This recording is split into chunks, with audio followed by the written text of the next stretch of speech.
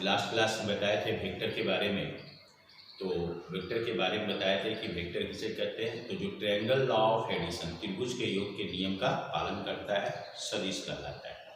और उसका रिप्रेजेंटेशन बताए थे कि सदिश को रिप्रेजेंट कैसे करते हैं, सूचित कैसे करते हैं। तो उसके ऊपर तीर का निशान लगा देते हैं। तीर का लंबाई जो होता है वो सदिश का परिमाण देता है, और तीर का जो डायरेक्शन होता है दिशा, वो सदिश का दिशा देता है। अभी हम टाइप ऑफ वेक्टर बताने जा रहे हैं, सदिश के प्रकार, टाइप ऑफ वेक्टर, सदिशों के प्रकार।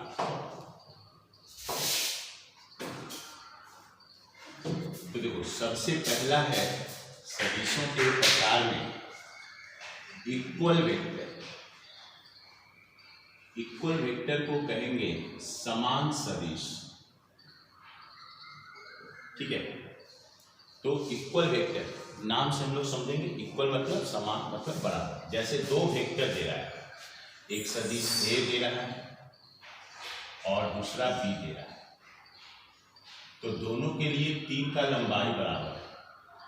तो तीर का लंबाई बराबर होने का मतलब दोनों का मैग्नीट्यूड सेम है, परिमाण सेम है, क्योंकि तीर का लंबाई परिमाण देता है, और डायरेक्शन भी दोनों का सेम है, लेफ्ट टू राइट। तो ये दोनों कौन सा वेक्टर हो गया, इक्वल वेक्टर।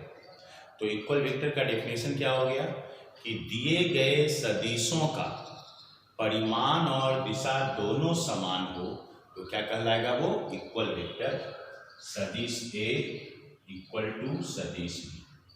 अब जैसे दूसरा एग्जाम्पल है, ये वेक्टर P है और दूसरा वेक्टर Q है। तो तीर का लंबाई दोनों में समान है, यानी दोनों का परिमाण समान है, और दिशा भी क्या है, समान, नीचे से ऊपर। तो ये हो गया सदिश P बराबर सदिश Q।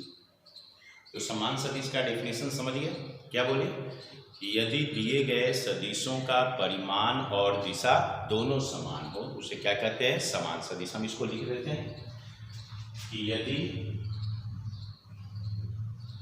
दिए गए सदिशों का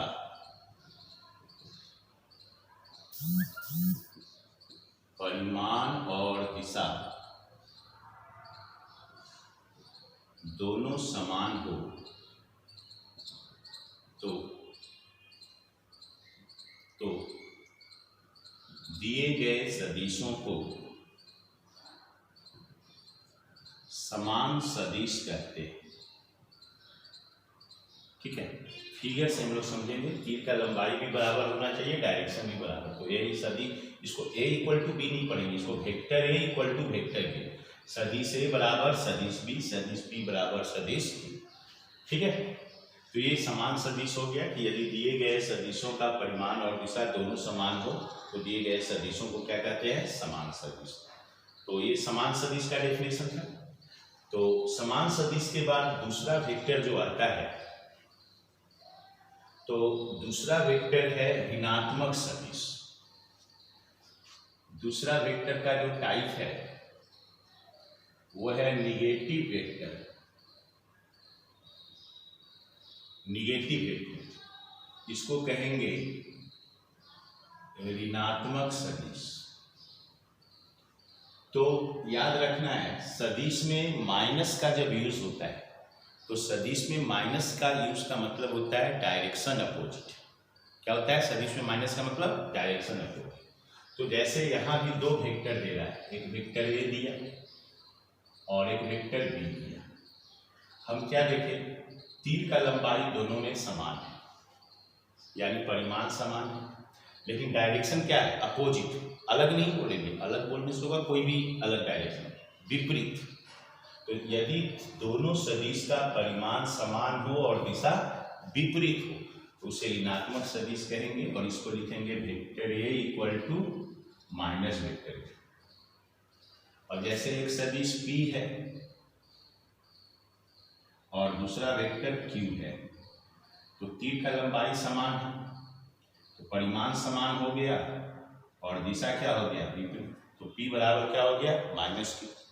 तो यदि दिए गए सदिशों का परिमाण समान हो और दिशा विपरीत हो तो इसे हम क्या कहते हैं, ऋणात्मक सदिश। परिमाण समान, दिशा विपरीत, और परिमाण और दिशा दोनों समान होगा तो कौन सा सदिश हो जाएगा, समान सदिश। और परिमाण समान और दिशा विपरीत होगा तो क्या होगा, ऋणात्मक सदिश। तो यदि दिए गए सदिशों का परिमाण समान और दिशा विपरीत हो तो इसे ऋणात्मक सदिश कहते हैं। क्या कहते हैं, ऋणात्मक सदिश कहते हैं। याद रहेगा कि परिमाण समान और दिशा विपरीत हो तो इसे क्या कहेंगे, ऋणात्मक सदिश। ठीक है, ध्यान से समझना है, मैग्नीट्यूड से डायरेक्शन अपोजिट। नेक्स्ट है, तो ये हो गया। अब आगे चलते हैं हम लोग थर्ड टाइप में।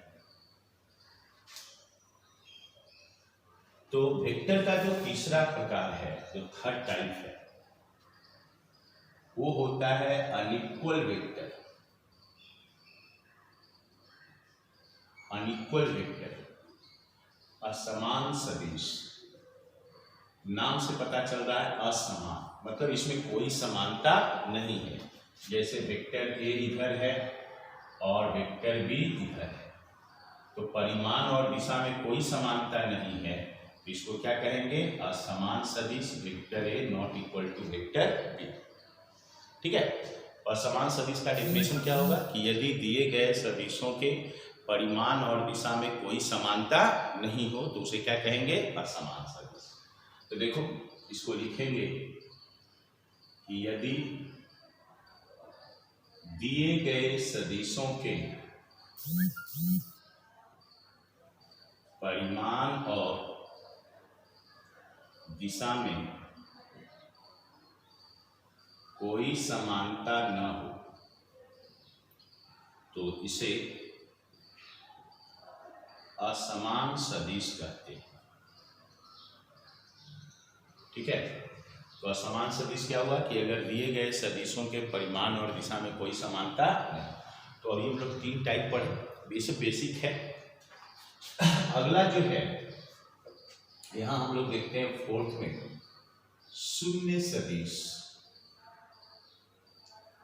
इसको कहते हैं हम लोग जीरो वेक्टर या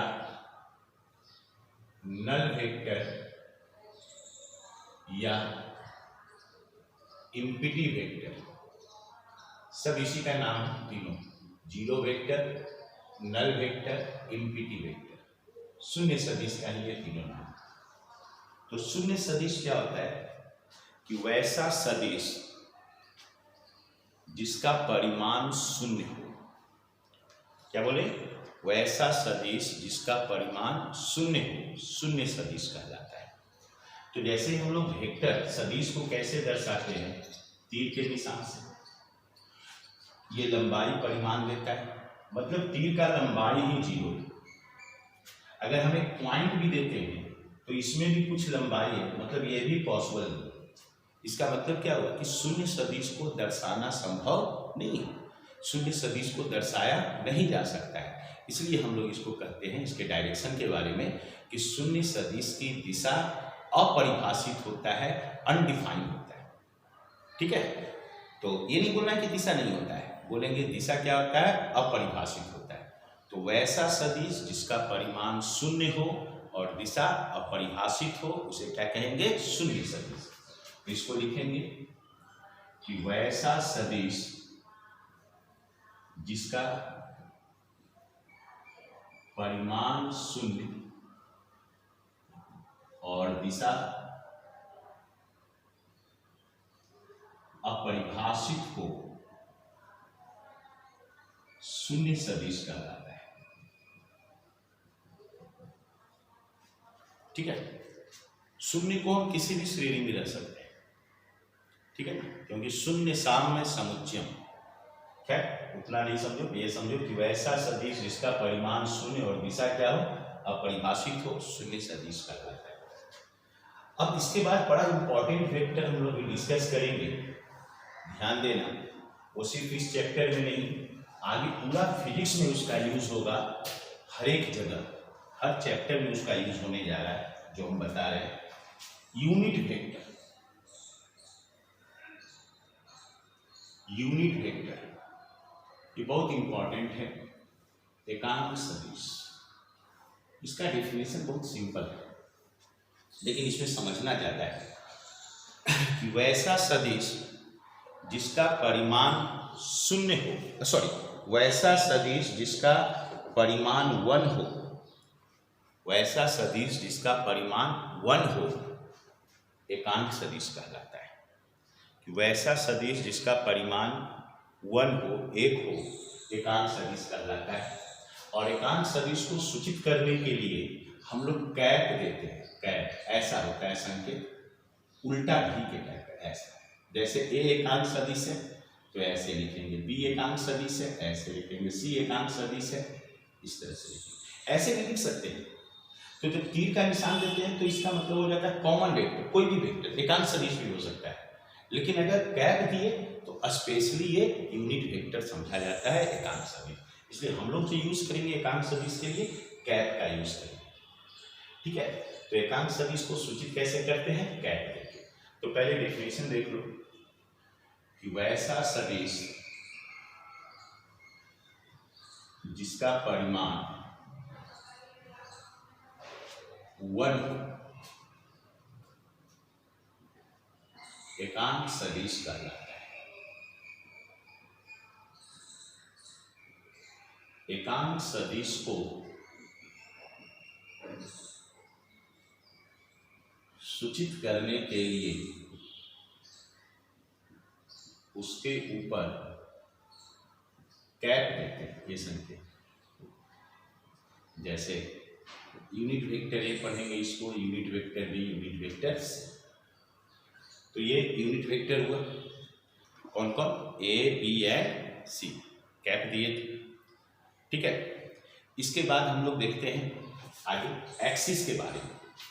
तो 9th 10th में क्या पढ़े हो, एक्सिस अक्ष, 2 अक्ष तुम लोग पढ़े हो, एक एक्स और एक वाई। यही 2 अक्ष पढ़ जाते, एक्स अक्ष और वाई अक्ष। लेकिन अक्ष जो होता है ना 3 होता है, एक्स, वाई और जेड। एक्सिस कितना होता है, 3। कौन कौन, एक्स, वाई एंड जेड। तो एक्स और वाई एक्सिस तो देख लो दोनों परपेंडिकुलर है। जेड एक्सिस ऐसे होता है, पेन देखना है, ऐसे खड़ा, खूंटा की तरह। खूंटा क्या होता है, ऐसे खड़ा रहता है इस तरह से, जेड एक्सिस इस तरह से होता है। अब फिगर में तो ऐसे बनाया नहीं जा सकता, ये पॉसिबल नहीं है ऐसे बनाना, इसलिए हम इसको ऐसे दिखाते हैं जेड एक्सिस को। बट ये ऐसे नहीं रहता है, always keep in mind, Z axis ऐसे होता है खड़ा। जेड एक्सिस क्या होता है, खड़ा होता है इस तरह से। लेकिन हम ऐसे फिगर में बनाना पॉसिबल नहीं है, इसलिए ऐसे इसको दिखा देते हैं। बट ये ध्यान में रखना है कि जेड एक्सिस कैसा है। अब एकांक सदिश जो है वो 3 है। एकांक सदिश कितना है, 3।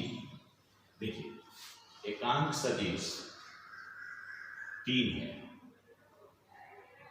आई, जे और के। आई हमेशा एक्स अक्ष की ओर, जे हमेशा वाई अक्ष की ओर और के हमेशा जेड अक्ष की ओर होता है। ये ध्यान रखना है। तो एकांक सदिश 3 है, आई, जे, के। तो आई जो होगा इसका मतलब एक्स अक्ष की ओर डायरेक्शन है, जे वाई अक्ष की ओर और के जेड अक्ष की ओर। इसको याद रखना है। एकांक सदिश कितना है, 3।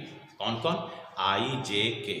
आई किधर होता है, एक्स अक्ष की ओर, जे वाई अक्ष की ओर और के जेड अक्ष की ओर। आगे तुम लोग पढ़ा होगा इस तरह से कि इधर एक्स अक्ष है, इधर निगेटिव एक्स अक्ष है, ये वाई अक्ष है, ये निगेटिव वाई अक्ष है और जेड अक्ष है। तो जेड अक्ष हम बताए खड़ा होता है। तो जेड अक्ष होता है, खड़ा भी होता है और गड़ा भी होता है। तो जो खड़ा है वो जेड अक्ष और जो गड़ा है वो माइनस जेड अक्ष, यानी ऐसे जैसे खूंटा है तो जमीन के ऊपर खड़ा है और जमीन के अंदर गड़ा है। तो जमीन के ऊपर का भाग जेड अक्ष और जमीन के जो नीचे गड़ा हुआ है वो भाग क्या हो जाएगा, निगेटिव जेड अक्ष। तो ऐसे हम डॉट डॉट से दिखाते हैं। इसको समझना है कि ये पार्ट जमीन के अंदर गड़ा हुआ है, ये निगेटिव जेड अक्ष हुआ। तो अब यूनिट वेक्टर को यहाँ कैसे हम लोग रिप्रेजेंट करेंगे, कैसे निरूपित करेंगे? तो एक्स एक्सिस की तरफ आई, तो निगेटिव एक्स एक्सिस की तरफ क्या होगा? माइनस आई, क्योंकि वेक्टर में माइनस लगने से डायरेक्शन अपोजिट हो जाता है। इसी तरह से बाई एक्सिस की तरफ जे है, तो निगेटिव बाई एक्सिस की तरफ क्या होगा? माइनस जे। जेड एक्सिस की तरफ के है, तो निगेटिव जेड एक्सिस की तरफ माइनस के होगा। तो बच्चों आज इतना बता रहे हैं, यूनिट वेक्टर अभी और बताना है इसमें। तो अभी हम थोड़ा शॉर्ट वीडियो दिए हैं, इसको आप लोग जरा बढ़िया से पढ़ के समझ लीजिएगा। अगर आज का क्लास नहीं पढ़ के रखें तो फिर कल की क्लास में परेशानी होगा। तो कल हम यूनिट वेक्टर से ही कंटिन्यू करेंगे आगे, इसको आप लोग ठीक से पढ़ लेंगे। Okay, thank you.